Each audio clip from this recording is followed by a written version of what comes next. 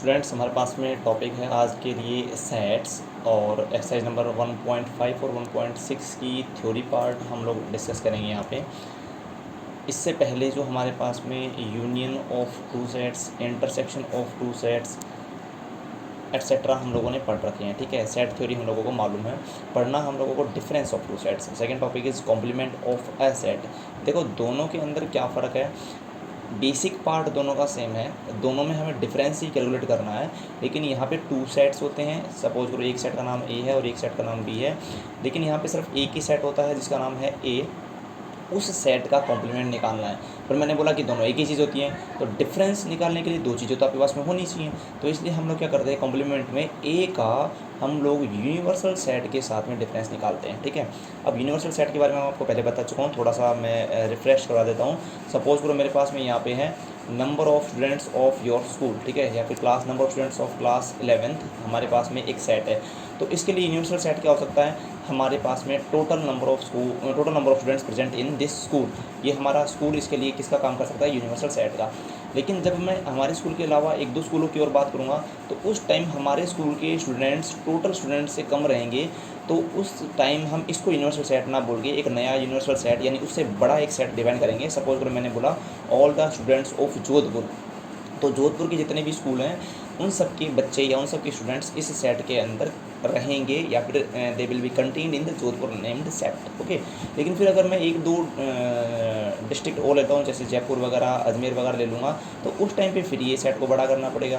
तो ऐसे करते करते हमें बार बार एक सेट के लिए उसका सुपर सेट डिफाइन करना पड़ता है। तो इस कंडीशन में हम लोग क्या करते हैं कि किसी एक दिए हुए सेट के लिए एक इतना बड़ा सेट डिफाइन कर देते हैं कि उससे ऊपर कोई नहीं जाएगा, और उस सेट को हम लोग बोल देते हैं यूनिवर्सल सेट। सपोज मैंने लिखा, एक ही जगह मैंने नाम लिखा कि all the living person of this school, तो हमारे स्कूल के जितने भी लिविंग पर्सन हैं उन सब की बातें हो रही हैं। तो लिविंग पर्सन के लिए हम पहले स्कूल कंसिडर करें, फिर राजस्थान करें, फिर इंडिया करें। इससे अच्छा हम लोग का क्या कर देते हैं, एक नाम देते हैं कि total population of the world. Total population of the world के लिए अब आप चाहे अपने स्कूल के बच्चों के या फिर स्टूडेंट्स को या टीचर्स को कंसिडर करें, या पूरे जोधपुर को कंसिडर करें, पूरे राजस्थान को कंसिडर करें, सब के लिए सबकी वैल्यू इस टोटल पॉपुलेशन से छोटी ही होनी है। तो ऐसी कंडीशन में ये हमारे लिए किसका काम करता है, यूनिवर्सल सेट का काम करता है। अब आते हैं हम लोग डिफरेंस ऑफ टू सेट्स को कैसे लिखते हैं। देखो हम लोग को दो सेट लेने हैं, ए और बी। सपोज मैंने एक सेट लिया जिसका नाम है ए, 1 2 3 और 4 ये इसके अंदर एलिमेंट है, और मैंने एक सेट और लिया जिसका नाम है बी, जिसके अंदर 3, 4, 5, 6 एलिमेंट है आपके पास में। अब मुझे a माइनस बी करना है। This is called as the difference of two set. जो हमें ध्यान रखना है वो चीज़ ये है कि डिफरेंस करते time we can not change the order. a पहले लिखा है तो a पहले ही रहेगा, a माइनस करके b बाद में करना है तो b बाद में ही रहेगा। करना कैसे है, बहुत ही सिंपल थ्योरी है। बी अगर जब भी ए माइनस बी करते हैं तो ए के सभी लोगों का नाम लिखना है, लेकिन एक कंडीशन है। कंडीशन ये है कि बी का तो कोई भी इंसान होना ही नहीं चाहिए इस आंसर के अंदर। जो ये मैं आंसर लिखूंगा इसमें बी का तो कोई भी एलिमेंट होगा नहीं। ए वाले होंगे, लेकिन जो कॉमन होंगे वो सब्ट्रैक्ट हो चुके होंगे। ठीक है, कॉमन को सब्ट्रैक्ट करना है। देखो कॉमन कौन कौन से हैं, 3 और 4। तो यहाँ से भी क्या हुआ, 3 और 4 जो कि कॉमन होने की वजह से सब्ट्रैक्ट हो चुके हैं। अब बचा 1, 2, तो एक एलिमेंट कौन कौन हो गया, 1, 2, और बचे यहाँ पे 5, 6। लेकिन मैंने बोला बी वालों को किसी को लिखना नहीं है। This is very simple, A minus B का हमारा आंसर आ चुका है। अगर आपको समझ नहीं आया है तो इस एग्जांपल से वापस समझें। हमने लिखा है b माइनस ए हमें फाइंड करना है, तो क्या करना है, b के सभी एलिमेंट लेने हैं, ए का कोई भी नहीं लेना है, और जो कॉमन है उसको सब्ट्रैक्ट कर दो। ये पे मैं कॉमन लिख देता हूँ, कॉमन को आप लोग सब्ट्रैक्ट कर दो, डिलीट कर दो। ठीक है, कॉमन को हटा दो, कॉमन से ही कॉमन कटेगा वैसे भी। ठीक है, तो कौन कौन बचेगा, देखो बी वाला, बी में सबसे पहले 3 है, लेकिन 3 को यहाँ पे मैं काट चुका हूँ ऑलरेडी क्योंकि यहाँ पे कॉमन है। 4 है, 4 को काट चुका हूँ। बचा 5 और 6, तो लिखना है बी वालों का नाम, लेकिन ए वालों के से किसी का नाम नहीं लिखना, तो हमारे पास में कोई नाम नहीं आएगा, बचेगा 5, 6। अब देखो ध्यान जो हमें देना वो ये है कि जब मैं इसका कॉमन पार्ट ढूंढता हूँ, ए इंटरसेक्शन बी करता हूँ, तो मेरे को मिलेगा कॉमन इज़ 3, 4।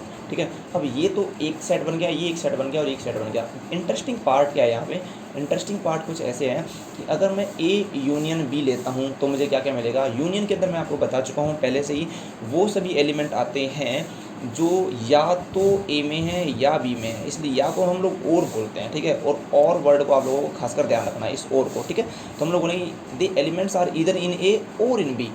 कोई भी कहीं ना कहीं तो ज़रूर होगा। ऐसे केस में हम सबसे पहले ए वालों का सबका नाम लिखते हैं 1 2 3 4, तो मैंने लिखा 1 2 3 4। फिर बी वालों का सबका नाम लिखते हैं, लेकिन 3 और 4 ऑलरेडी लिखा जा चुका है, तो बचेगा 5 6। यूनियन आप लोगों को आता है पहले से वैसे भी, ठीक है।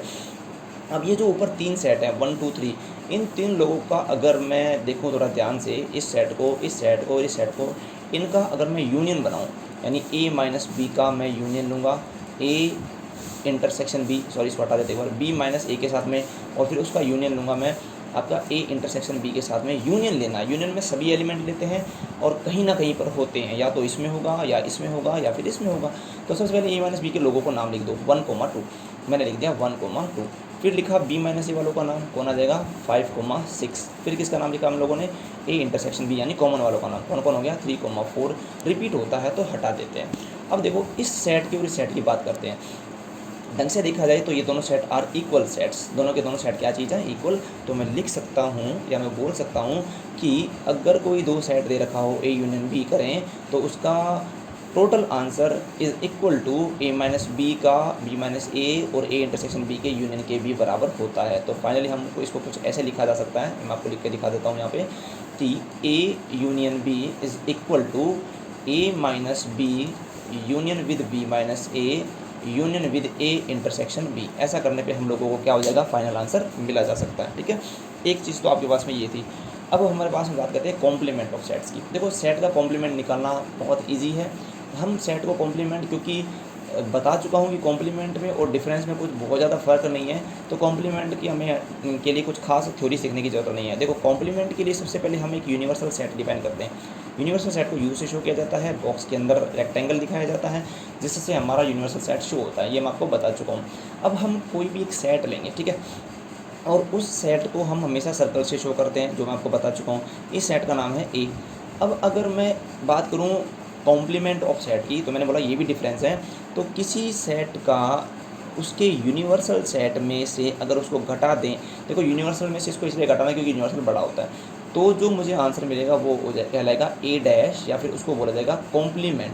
किसका कॉम्प्लीमेंट, इस सेट का कॉम्प्लीमेंट। तो मैं बोलूँगा ए डैश इज़ कॉम्प्लीमेंट ऑफ ए, यानी ए नाम सेट का कॉम्प्लीमेंट कौन है, ए डैश है।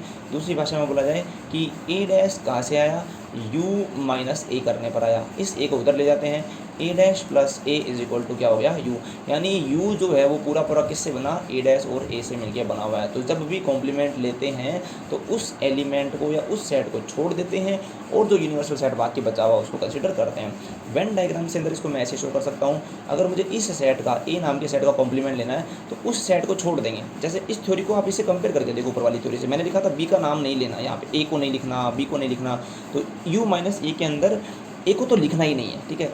अब ए को नहीं लिखना है तो कॉमन एलिमेंट कौन हो गया, कॉमन एलिमेंट खुद ए ही है। तो यूनिवर्सल सेट के अंदर जो भी है वो सब कुछ लेंगे, लेकिन ए वाले को नहीं लिखेंगे। तो मैं हाईलाइट किसको करूँगा, इस पोर्शन को मैं यहाँ से हाईलाइट कर दूंगा, और आपको पता चल जाएगा कि ये किसकी बातें हो रही हैं, यू माइनस ए की बातें हो रही हैं। और इसी को हम लोगों ने क्या बोला, कॉम्प्लीमेंट ऑफ द सेट, ठीक है।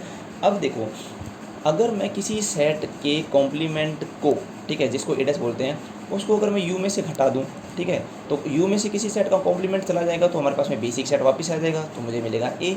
दूसरी भाषा में, शब्दों में हम लोग बोल सकते हैं कि कॉम्प्लीमेंट का कॉम्प्लीमेंट लेने पर वापस प्राइमरी सेट या फिर पेरेंट सेट प्राप्त होता है। इसको हम कुछ ऐसे समझ सकते हैं कि नेगेटिव का नेगेटिव क्या होता है, वापस से पॉजिटिव होता है। सब समझाने के लिए बताया जा रहा है, ठीक है। अब इसको इस डायग्राम से कंपेयर करो, ये तो आपके पास में ए डैश का डायग्राम है। अब इस ए डैश को यू से घटा देंगे तो जो जो कलर्ड पोर्शन है वो सब चला जाएगा, और जो कलर्ड नहीं है वो यहाँ पे आ जाएगा, यानी ये हम लोगों का क्या हो जाएगा, आंसर रह जाएगा, ठीक है।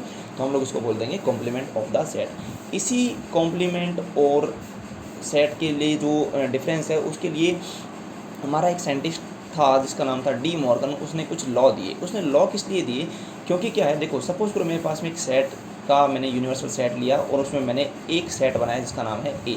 मैं ड्रॉ कर सकता हूँ इजीली, ठीक है। ए को मैंने ड्रॉ कर दिया, बी को भी मैं ड्रॉ कर सकता हूँ, जैसे मैंने एक बी नाम का सेट लिया और यहाँ पे इसको ड्रॉ किया जा सकता है। लेकिन अगर मैं बात करूँ कि ए डैश और बी डैश का जो इंटरसेक्शन है उसको ड्रॉ करने के दिखाऊँ, तो थोड़ा सा मुश्किल होता है, ठीक है। हम इसको इंटरप्रेट नहीं कर पाते हैं। तो उसके लिए डी मॉर्गन ने एक नियम दिया। नियम क्या बोलता है, there are two laws. First law बोलता है अगर ए यूनियन बी हो और उसका टोटल का हम कॉम्प्लीमेंट निकालेंगे, क्योंकि हमें पता है दो सेट्स का यूनियन भी एक सेट होता है। उसका जब कॉम्प्लीमेंट निकालेंगे तो देखो समझाने के लिए बता रहा हूँ कि ये जो डैश है ये चेंज करने वाला है, ये हर किसी को उल्टा कर देगा। ये इसको भी मिलेगा, फिर ये इसको भी मिलेगा, और फिर ये इसको भी मिलेगा, ठीक है। तो हमारे पास में ए को जब डैश मिलेगा तो बन जाएगा ए डैश, यूनियन को जब डैश मिलेगा तो वो बन जाएगा इंटरसेक्शन, और जब बी को मिलेगा तो क्या बन जाएगा B dash. This is your final answer, this is the formula according to De Morgan. अब ए इंटरसेक्शन बी का डैश जब करेंगे तो आप लोग अपनी तरफ से इसको बहुत अच्छे से इंटरप्रेट कर सकते हो। ये डैश इसको भी मिलेगा, फिर इसको मिलेगा, और फिर इसको मिलेगा, तो मैं लिखूँगा ए डैश और यूनियन ऑफ क्या मिल जाएगा बी डैश। तो अब देखो इसको ड्रॉ करना है, ठीक है। इसको ड्रॉ करने के लिए मैं इसको ड्रॉ ना करते हुए इस लेफ्ट पार्ट को ड्रॉ करूँगा जिसमें लिखा हुआ है ए यूनियन बी का डैश। तो ड्रॉ कुछ ऐसे हो जाएगा, आपके पास में दो सेट्स होंगे, एक सेट ये है और एक सेट ये है, ठीक है। एक का नाम ए है और एक का नाम बी है। यूनियन में हम सभी एलिमेंट्स को लेते हैं, तो इसके अंदर ये सभी एलिमेंट्स आ रहे थे शुरुआत में, ये इसका यूनिवर्सल सेट है। लेकिन जब मैं बात करूँगा कि मुझे इसका कॉम्प्लीमेंट निकालना है, तो कॉम्प्लीमेंट निकालने के लिए कॉम्प्लीमेंट जब मैं निकालूंगा तो जो मेरे पास में ए डैश इंटरसेक्शन बी डैश है वो कुछ कैसे मिलेगा। ये यूनिवर्सल सेट तो ऐसा का ऐसा रहेगा, यूनिवर्सल सेट कभी चेंज नहीं होता है। और जो पोर्शन मेरे पहले से लिया हुआ है इसको हटा दो, बाकी सब तो रख लो। तो मैं क्या करूँगा, इस सर्कल में से ये दो मैं सर्कल यहाँ पे बनाए इनको हटा दूंगा और बाकी सबको रख लूँगा। बाकी सबको रखने के लिए मैं यहाँ से ऐसे हाईलाइट कर देता हूँ। ये देखो मैं इसको इस पूरे पोर्शन को यहाँ से हाईलाइट करूँगा, ठीक है। आप समझ पा रहे होंगे बहुत आसानी से कि हमें किसको छोड़ना और किसको लेना है। अदरवाइज़ मैं क्या करता था कि ए डैश इंटरसेक्शन बी डैश को जो मैंने यहाँ लिखा हुआ है इसको मैं जनरली ड्रॉ नहीं कर पाता था वेन डायग्राम के अंदर, ठीक है।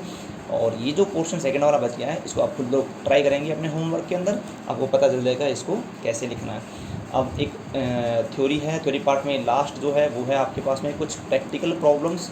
प्रैक्टिकल प्रॉब्लम्स को सॉल्व करने के लिए आप लोगों को थोड़ा सा और थ्योरी पार्ट समझना पड़ेगा। थ्योरी पार्ट क्या बोलती है कि सपोज करो कि आपके पास में दो सेट हैं, एक का नाम ए है और एक का नाम बी है। इस सेट के अंदर कुछ एलिमेंट है, मैंने लिखा ए कोमा बी कोमा सी, और एक सेट और है जिसके अंदर एलिमेंट है डी कोमा ई। तो इसके अंदर में बोला जा सकता है कि number of elements in the set A is equal to 3 और number of element in the set B is equal to 2। Very easy. तो सब बताओ मेरे को, जब मैं ए यूनियन बी करूँगा तो मेरे पास कौन कौन मिलेगा, A comma B comma C comma D comma E, ये मिलेगा। तो मैं बोल सकता हूँ ना कि number of A union B के अंदर मेरे को 5 मिल रहा है। और मैं ऊपर से देखूँ तो यहाँ पे लिख सकता हूँ दिस इज़ फ्रॉम 3+2। 3+2 क्यों बोला मैंने, क्योंकि मैंने लिखा इसको number of A plus number of B लिखा। ये तो एक पार्ट था, ठीक है। अब हम इसको दूसरे पार्ट से समझते हैं। ये तो एक एग्जांपल था। सेकंड एग्जांपल के अंदर कंसीडर करो, इसी ए सेट के अंदर ए बी और सी एलिमेंट है, और एक बी नाम का सेट है उसके अंदर सी डी ई और एफ एलिमेंट है। तो मैं बोलूँगा number of elements in A कितना आपके पास में 3 है, और number of elements in B आपके पास में कितना है 4 है। तो फिर थ्योरी बोलती है कि number of A union B करने पर तो मेरे पास में 3 और 4 टोटल 7 एलिमेंट आने चाहिए थे, बट ऐसा नहीं है। और क्यों नहीं है वो मैं आपको बताऊँगा। ऐसा नहीं है, देखो क्या है रीज़न। अगर मैं बोलूँ ए यूनियन बी करूँ मैं, ठीक है, पहले मैं नंबर नहीं लेता हूँ, सिंपली मैं ए यूनियन बी कर रहा हूँ, इसको हटा देते हैं यहाँ से, ठीक है। अगर मैं ए यूनियन बी करता हूँ तो मुझे क्या क्या मिलेगा, ए कोमा बी कोमा सी, सी यहाँ पे ऑलरेडी आ चुका है, डी कोमा ई कोमा एफ। तो 1 2 3 4 5 6 एलिमेंट्स ही मुझे मिल रहे हैं, लेकिन मुझे तो आंसर में 7 मिलना चाहिए था। इसलिए मैंने पहले ही बोला कि ये नहीं आएगा। अब क्यों नहीं आएगा वो समझो, क्योंकि आप लोग देखेंगे कि ए यूनियन बी के अंदर जो, अब मैं नंबर की बात करूँ, नंबर इज़ इक्वल टू होना चाहिए था N A plus N B, लेकिन इसका मतलब यहाँ पे 6 जो था वो 3 + 4 होना चाहिए था, but 6 is not equal to 7। तो गड़बड़ कहाँ हुई है, गड़बड़ हुई है इसकी वजह से, ये जो कॉमन एलिमेंट है, इस कॉमन एलिमेंट को हम घटा देते हैं टोटल सम में से। मतलब जो मेरे पास में राइट हैंड सम है 7 जो मिला है उसमें से मैं कॉमन एलिमेंट कितना 1, इसको अगर मैं घटा दूँगा तो मुझे मिलेगा 6। And that is the correct answer कि मेरे पास में यहाँ पे ए यूनियन बी के अंदर 6 एलिमेंट है। तो मेरा फॉर्मूला कुछ कैसे बन जाएगा कि number of elements in A union B is given by number of elements in A plus number of elements in B minus number of elements common to both the set. दोनों sets के अंदर जो number of element common है उसको हम हटा देंगे और मेरे को मिल जाएगा अपना फॉर्मूला। इस फॉर्मूले के ऊपर कुछ प्रैक्टिकल प्रॉब्लम्स हैं जो मैं आप लोगों को होमवर्क में डालूंगा, और जब कराएंगे हम क्वेश्चंस तब इस फॉर्मूले का यूज़ करेंगे। और इस फॉर्मूले के अलावा हमारे पास में एक फॉर्मूला और होता है जो कि 3 सेट्स के लिए होता है, मतलब उस फॉर्मूले को आप 3 सेट्स के ऊपर भी लगा सकते हो। अच्छा, डायग्राम के अंदर भी इसको शो किया जा सकता है। अगर आप लोगों को सिर्फ ए इंटरसेक्शन बी का, ए माइनस बी का और बी माइनस ए का डायग्राम बनाना, तो वो भी कुछ ऐसे शो किया जा सकता है। बताता हूँ मैं आपको। सपोज अगर मेरे पास में एक सेट है और एक सेट और दूसरा है, मैं बोलूँगा कि अगर सिर्फ इस पोर्शन की बात की जाए तो ये कॉमन पार्ट है जो मुझे दिख रहा है अच्छे से। इसका नाम है ए, इसका नाम है बी, ये मेरा यूनिवर्सल सेट है। तो मैं बोलूँगा this part is A intersection B. तो ये जो पार्ट बचा है इसका मैं क्या नाम लिख सकता हूँ? इसको मैं बोल सकता हूँ कि ये ए तो है लेकिन इसमें बी नहीं है, और इसको लिख सकता हूँ बी तो है इसमें ए नहीं है। तो ऐसा करके भी आप बहुत अच्छे से कंसिडर कर सकते हैं कि आपके पास में जो दिया हुआ सेट है उसके अंदर आप ए माइनस बी को, बी माइनस ए को और ए इंटरसेक्शन बी को सेट थ्योरी से, वेन डायग्राम से रिप्रेजेंट कर सकते हैं। और ऐसा करने के बाद में आप लोगों